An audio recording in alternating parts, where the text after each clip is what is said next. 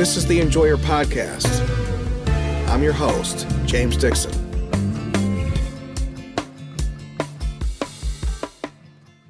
I was introduced to pro wrestling as a little boy, about 7 years old. From the moment I watched Jake the Snake Roberts hit the DDT, then put his snake, Damien, over the body of his victim, I was hooked. When you become a smart wrestling fan, it's always cute to watch a show next to a newbie. Oftentimes it's a little kid like I was, but other times it's an adult who's just been introduced. So at Survivor Series 1991 at Joe Louis Arena in Detroit, I was that newbie. One of them anyway. I cheered for the good guys like Hulk Hogan, and I feared the bad guys like The Undertaker, who was there to give Hulk his gravest challenge. I was there to cheer the Bret Harts and boo the Ric Flairs, but what really bothered me that night were the referees. For those who don't know, Survivor Series is the ultimate tag team match. 2 teams of 4 men face off. The men are eliminated one by one, and the team with surviving members is the winner of the Survivor Series. It's the referee's job to maintain order in the match. But all night long, chaos reigned, and the bad guys were getting away with it. All night it was like that. So for a wrestler to get out of the tag team match, he has to tag his tag team partner in. All night long, the bad guys would double team the good guy, and somehow the ref would miss it. At the moment of truth, the ref was off arguing with the good guy's teammate. Then, finally, the good guy would rally back. He mounts a comeback. He breaks free. He tags his partner, except the ref missed that too, because now he's off arguing with the bad guy's teammate. He's distracted yet again. When the ref misses the bad guy's tags, he takes their word for it. He lets the partner stay in. But if he doesn't see the tags that the good guys make, they don't count. I didn't have the words for it then at age 7, but I expected more from the refs. These men in black and white striped shirts, these referees, they're the only people in an arena of 20,000 people who are there and paid to ensure a fair match. Yet somehow they're the only ones in the 20,000 person arena who can't see the bad guys cheating. It pissed me off then, and you can tell from my voice it pisses me off now, and I'm 40. Make referees great again, that younger version of myself might have said. What I didn't realize then, and would not until many years later, is that the referee was in on it. It's not that refs are corrupt or they're cheering for the bad guy in most cases. There's the occasional biased referee angle, but what I saw that night was not a Nick Patrick situation. It was more that everything the refs do see and everything they don't see is part of a scripted show. What they miss, what they catch, and at what point in the night this all happens is engineered to make 7-year-olds like myself and take us beyond the edge of our seats. See, when I watched Saturday Wrestling Superstars, WWF, Saturday morning after cartoons, I'd be on the edge of my seat then. But live events are about taking you over the edge, out of your seat, yelling at the refs, booing the bad guys, cheering hopelessly for the good guys. That's where they had me at my first show, over the edge. I'll never know how many winks and knowing glances my Uncle Jeff got that night from people who were watching the tortures of a young fan at his first show. Judging from my experience in such settings, I'm thinking the number was not 0. The refs weren't the only ones who missed something that night. On the way home, I remember asking my Uncle Jeff about the refs. Why'd they miss so much stuff? What's their deal? I don't remember what he said, but I do remember from his demeanor, it was clear that the referee dilemma didn't bother him as much as it did me. Still, though, I needed answers.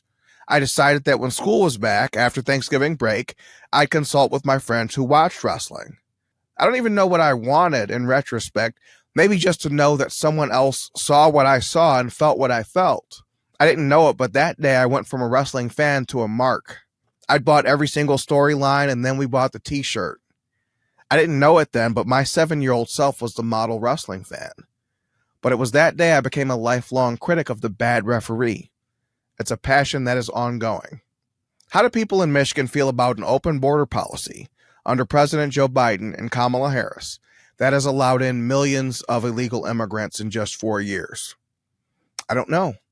And if you read the Detroit news, you don't know. Polls are supposed to tell you what the public thinks, and that's certainly how the news presents its latest poll. It spread the message far and wide that its polling found that Michigan, by and large, opposes mass deportations, that 70% of people oppose, about 24% support, another 6% don't know. But that's not what the poll shows at all, and I know this because the news told me itself. News reporter Craig Mauger, who wrote the story on the poll, defended his write-up of the story online on Twitter. When people questioned the numbers from the story, Mauger defended their accuracy.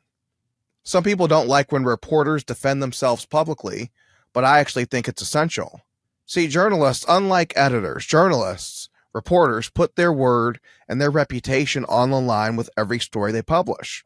In a career field where you're only as good as your last story, I can forgive some angry pushback from a reporter who's been told that his last story sucks. As a reader, you should be more concerned about the reporter who shrugs off this criticism, who doesn't care about it, because that guy doesn't give a damn.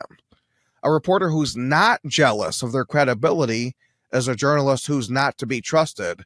So Craig Mauger fights hard for his credibility because he has to, because that's the job, because he believes in what he's doing. Any good journalist would and should. So to defend his accuracy, Mauger tweeted out question 34 of the poll. I'm going to read it in full. Before I do, ask yourself, as you need to be asking yourself every moment, everything I say, everything you read, every story, you need to be asking a version of this question, which is what's wrong with this story. In this case, what's wrong with the question? The question reads, which position more accurately reflects your views? 1, we should secure our borders, and undocumented migrants who've committed no crimes should be given a pathway to citizenship over a period of years. 2, we should secure our borders, and undocumented migrants should be immediately deported, regardless of how long they've been here, their family, or their work status. 3, depends, don't know, refuse. It's question 1 in particular that is a problem. I want you to pause this for a second. I want you to gather the answer in your head. I'm going to give you the answer, but first I want you to think of it. What is wrong with that question? I'll tell you what's wrong with that question. First of all, the poll calls them undocumented migrants rather than what they are, illegal immigrants. At first glance, this is a pollster preferring political correctness over accuracy, but it's actually worse than that. At heart is dishonesty. Plain and simple, this is dishonest work. Why didn't the pollster ask the question accurately? Because if they had, their push polling technique wouldn't have worked.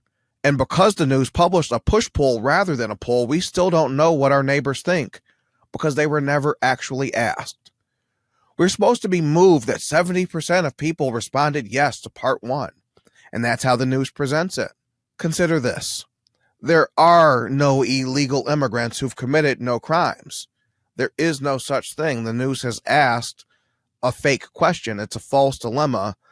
That's actually worse than that. It's not just a false dilemma. It's based around something that does not and could not exist.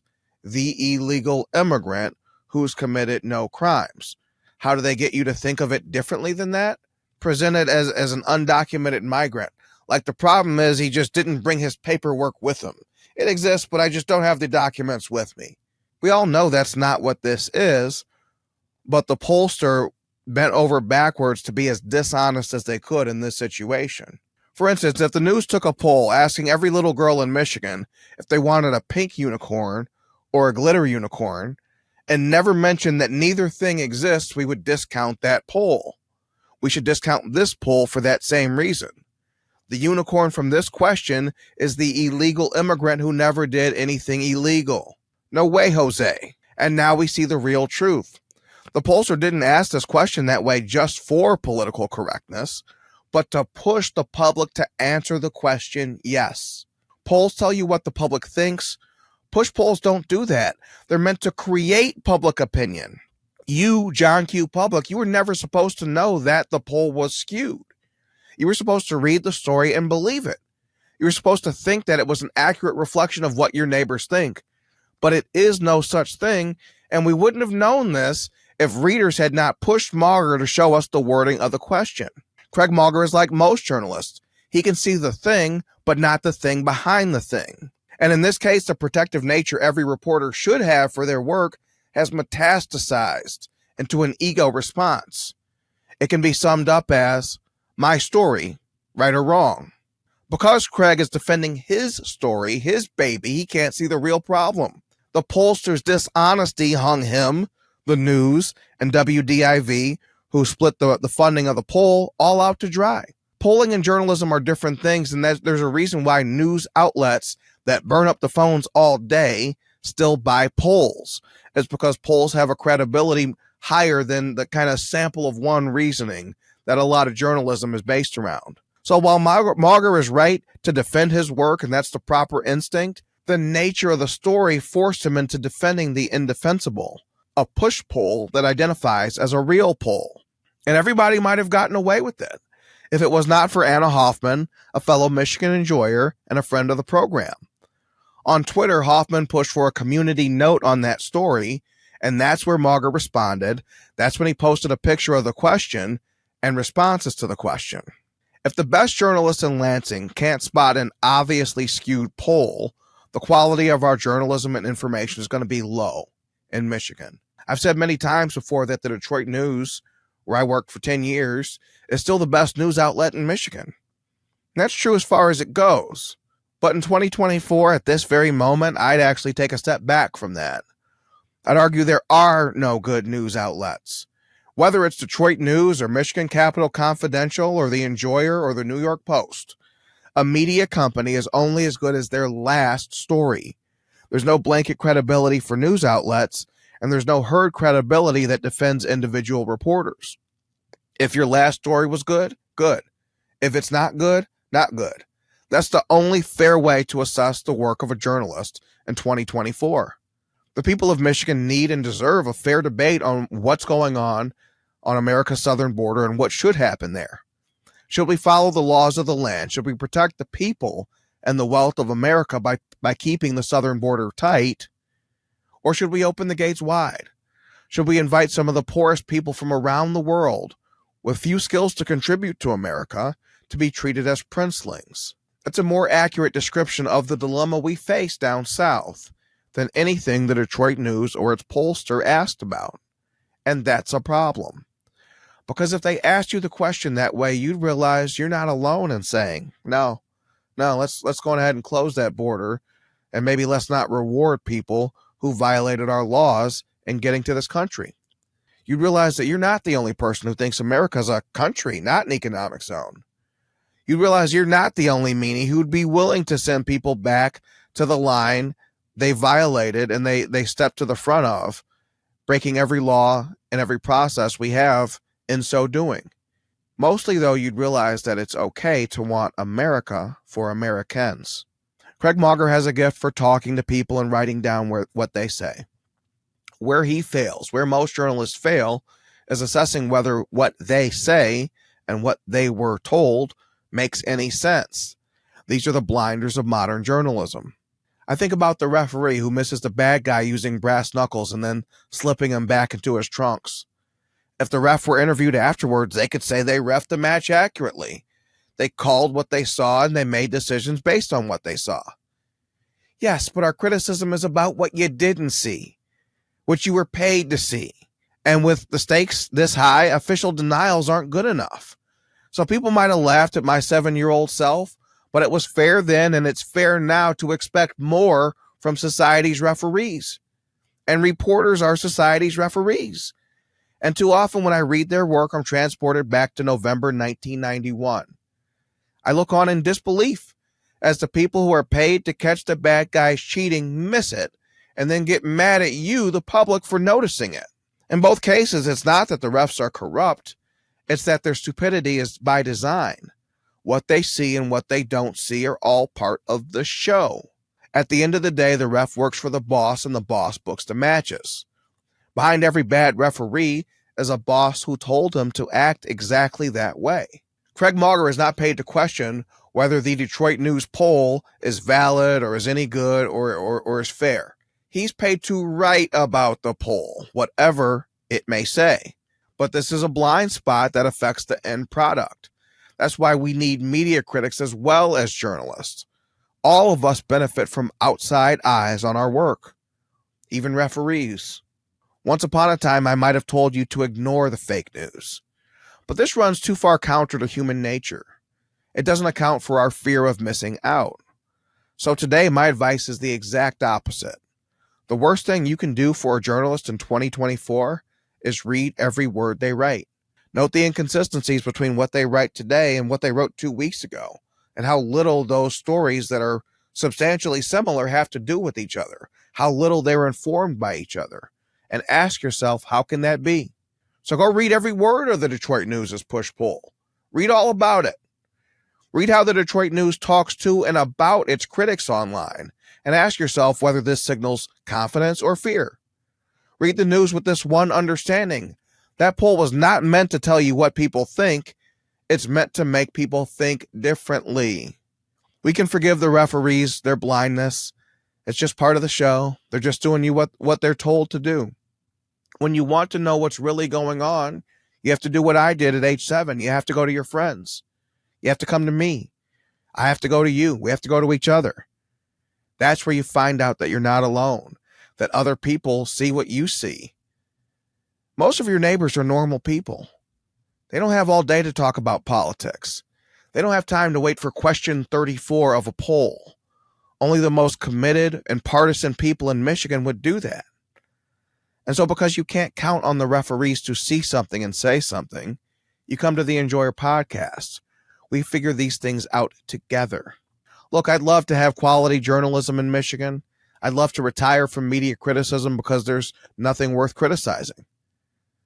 But today's not that day, and I get the feeling tomorrow won't be either. Until such time, we have the moment and we have each other. Just take this pod, and you'll never feel left all alone.